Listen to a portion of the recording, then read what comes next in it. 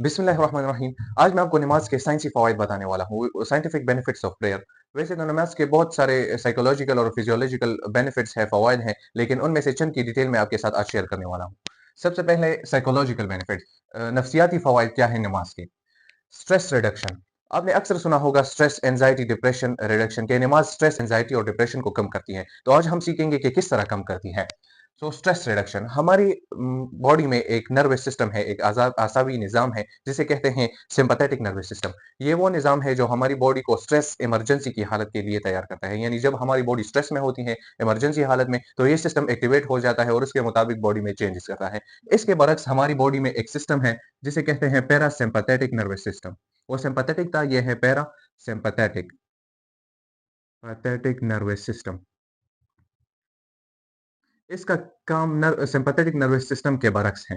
Sympathetic nervous system का काम होता है बॉडी को स्ट्रेस हालत के लिए, इमरजेंसी के लिए तैयार करना। यानी जब हम स्ट्रेस, डिप्रेशन, एंजाइटी का शिकार होते हैं, तो वो सिंपैथेटिक नर्वस सिस्टम एक्टिवेट होता है। लेकिन जब हम नमाज पढ़ते हैं, रिसर्च के मुताबिक intent prayer activates parasympathetic nervous system. यानी जब हम इंटेंट प्रेयर, तवज्जो से हर किस्म के इधर-उधर के ख्यालात से आ रही नमाज पढ़ते हैं, तो ये पैरासिम्पैथेटिक नर्वस सिस्टम एक्टिवेट होता है और उसी के मुताबिक हमारी बॉडी को नॉर्मल हालत में लाता है। सिंपैथेटिक नर्वस इमरजेंसी के लिए तैयार करता है और पैरासिम्पैथेटिक नर्वस उसके बरक्स काम करता है, हमारी बॉडी को ये यकीन दिलाता है, इस तरह की चेंजेस करता है हमारी बॉडी में कि अब हालात नॉर्मल है, रिलैक्स रहे, कंफर्टेबल रहे, टेंशन लेने की जरूरत नहीं है। तो इंटेंट प्रेयर से ये नर्वस सिस्टम एक्टिवेट होता है। इसी तरह से स्ट्रेस, एंजाइटी और डिप्रेशन को रिड्यूस करने में नमाज मदद देती है। नेक्स्ट वन है इम्प्रूव्स ब्रेन, हमारी ब्रेन को इम्प्रूव करता है। रिसर्च ये बताती है कि नमाज से ब्रेन स्ट्रक्चर इम्प्रूव होता है। किस तरह इम्प्रूव होता है? ये एक रिसर्च की गई जिसमें कुछ लोगों की न्यूरो इमेजिंग की गई। न्यूरो इमेजिंग यानी उनके दिमाग की स्टडी की गई। दिमाग की स्टडी के दौरान दो ग्रुप्स लिए गए। एक ग्रुप वो था जो इंटेंट प्रेयर नमाज अदा करते थे और एक बेनमाजियों का ग्रुप था। तो दोनों की जब दिमाग की स्टडी की गई, तो उनमें ये देखा गया कि दोनों के ब्रेन के मेनली दो रीजन में काफी फर्क पाया गया। और वो कौन सी रीजन थी? वो रीजन थी, नंबर एक है प्रीफ्रंटल कॉर्टेक्स। प्रीफ्रंटल कॉर्टेक्स हमारी ब्रेन का एक रीजन है जिसका फंक्शन बताता हूं। प्रीफ्रंटल कॉर्टेक्स और दूसरा है एमिगडेला। एमिगडेला, ये दो रीजन्स थे जिसका वाज़ेह फ़र्क पाया गया नमाजियों और बेनमाजियों में, जब उनकी दिमाग की स्टडी की गई। ये प्रीफ्रंटल कॉर्टेक्स हमारी ब्रेन का वो रीजन है जो कि हमारी अटेंशन के लिए, सेल्फ रेगुलेशन, बिहेवियर वगैरह, हमारी पर्सनैलिटी, ये सारी चीज़ें इन सारी चीज़ों को कंट्रोल करता है। तो ये प्रीफ्रंटल कॉर्टेक्स की एक्टिविटी ज़्यादा पाई गई। बेनमाजियों के मुकाबले में जो नमाज़ पढ़ते हैं, उनकी ब्रेन स्ट्रक्चर में ये प्रीफ्रंटल कॉर्टेक्स ज़्यादा डेवलप था और ये एमिगडाला अंडर डेवलप था, यानी ये डाउन रेगुलेट था। और ये को इसका फंक्शन क्या है? ये हमारे ब्रेन का फेयर सेंटर भी इसे कहते हैं। यानी जब स्ट्रेस हो, स्ट्रेस में और फेयर, ये सारी चीजों में ये एमिगडाला एक्टिवेटेड रहता है। ये फेयर और स्ट्रेस वगैरह के लिए रिस्पॉन्सिबल है। इससे पता ये चलता है कि ये जिन चीजों के लिए रिस्पॉन्सिबल है, जाहिर है जब ये ज्यादा डेवलप होगा ये हिस्सा और ज्यादा एक्टिवेटेड होगा, तो ये जो फंक्शंस के लिए, जिन फंक्शंस के लिए रिस्पॉन्सिबल है, जैसे बिहेवियर है, पर्सनैलिटी, अपने आप को रेगुलेट करना, सेल्फ रेगुलेशन, तो ये चीजें भी ज्यादा बेहतर होंगी। तो नमाज का दूसरा फायदा ये है कि इम्प्रूव्स ब्रेन स्ट्रक्चर, के ब्रेन स्ट्रक्चर इम्प्रूव रहता है, तो जो फंक्शंस इन से रिलेटेड हैं वो भी इम्प्रूव रहेंगे।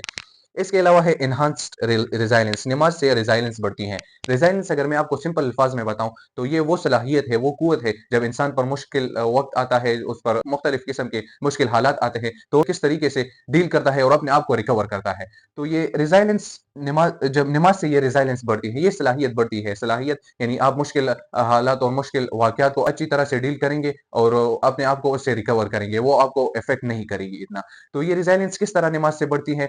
जैसा कि आप जानते हैं नमाज है, नमाज का ताल्लुक तवक्कुल से भी है। ये हमें इस चीज की भी दर्ज देता है कि हर चीज का खालिक मालिक अल्लाह ताला है, उसी पर तवक्कुल किया जाए हर चीज के लिए। तो तवक्कुल एक ऐसा टर्म है जिससे ये रिजाइलेंस बढ़ती है। ये माइंडसेट जब बनेगा नमाज से, हम नमाज पढ़ते हैं, इसी चीज का दर्ज देता है तवक्कुल का, तो तवक्कुल से जब ये चीज बढ़ेगी तो एनहांस रिजाइलेंस, रिजाइलेंस हमारी बढ़ेगी। इसके अलावा फिजियोलॉजिकल बेनिफिट्स यानी जिस्मानी फवाइद की अगर हम बात करें, तो उसमें मेन है कार्डियोवास्कुलर बेनिफिट्स इसके हैं। यानी हमारी कल्बी हेल्थ, हमारी कल्बी सेहत इससे नमाज से बेहतर होती है। किस तरह बेहतर होती है? आप जानते हैं कि दिल का, हार्ट रेट का, ब्लड प्रेशर का ताल्लुक डायरेक्टली स्ट्रेस, डिप्रेशन, एंजाइटी इन चीजों से है, दिमाग से है।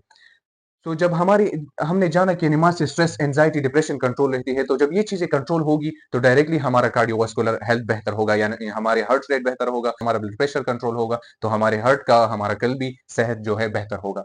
इसके अलावा مسلز اور بونز، ہمارے نماز سے مسلز اور بونز بہتر ہوتے ہیں۔ کس طرح بہتر ہوتے ہیں؟ نماز کی جو پوسچرز ہے، اٹھنا بیٹھنا، رکوع کرنا، سجدہ کرنا، یہ ساری چیزیں، یہ ایک بہترین ایکسرسائز ہے۔ چونکہ یہ ایک بہترین ایکسرسائز ہے تو اس سے مسلز امپروو ہوتے ہیں، مسلز کی ہیلتھ اور اسٹرینتھ بہتر ہوتی ہیں۔ اس کے علاوہ جوائنٹس کی فلیکسیبلٹی، بونز میں جو جوائنٹس کی فلیکسیبلٹی بڑھتی ہے۔ اس کے علاوہ پروسٹریشن میں نے الگ اور ہائی لائٹڈ لکھا ہے، یعنی سجدہ۔ زیادہ تر فائدے جو ہے صرف سجدے کے اکیلے بہت سارے فوائد ہیں، جن میں سے 3 کا ذکر میں یہاں پر کرتا ہوں۔